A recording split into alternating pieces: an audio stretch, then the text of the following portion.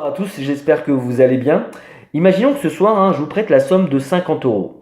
Normalement, en tant que bon banquier que je suis, lorsque je vous prête la somme de 50 euros, vous allez me rembourser ces 50 euros avec un intérêt que je vais fixer de 10 euros. C'est-à-dire qu'en l'occurrence, vous allez me rembourser 60 euros, 50 euros de capital et 10 euros d'intérêt.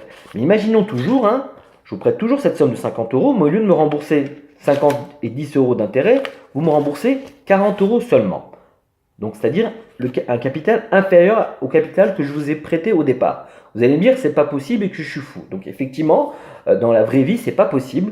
Hormis si vous êtes l'État français ou l'État allemand. Ce qu'il faut savoir que les États du monde entier, lorsqu'elles font appel au marché financier pour faire fonctionner leur administration, pour financer leur déficit, elles fixent un taux d'emprunt.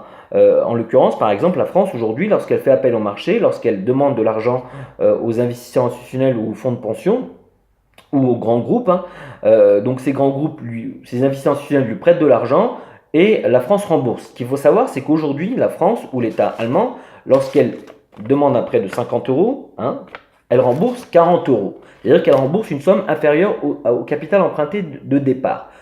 Comment est-ce possible? C'est très simple.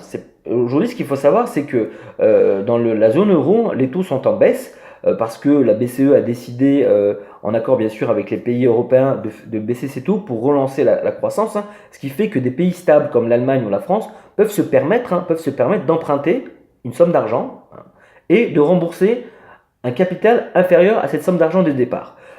Donc les investisseurs institutionnels préfèrent prêter de l'argent à ces pays au risque de perdre de l'argent. Et c'est vrai qu'à côté de ça, lorsqu'on voit la Grèce, lorsqu'on voit les pays émergents qui ont des taux d'emprunt plus importants, où là les investisseurs institutionnels peuvent gagner de l'argent, mais elles se désintéressent effectivement de ces pays-là et préfèrent prêter de l'argent plutôt à des pays stables comme l'Allemagne et l'État français au risque de perdre de l'argent. Voilà, parce qu'on est à la recherche, je dirais, d'investissements sûrs. Et ce qu'il faut savoir, c'est que la France, par exemple, c'est un pays économiquement sûr. Voilà.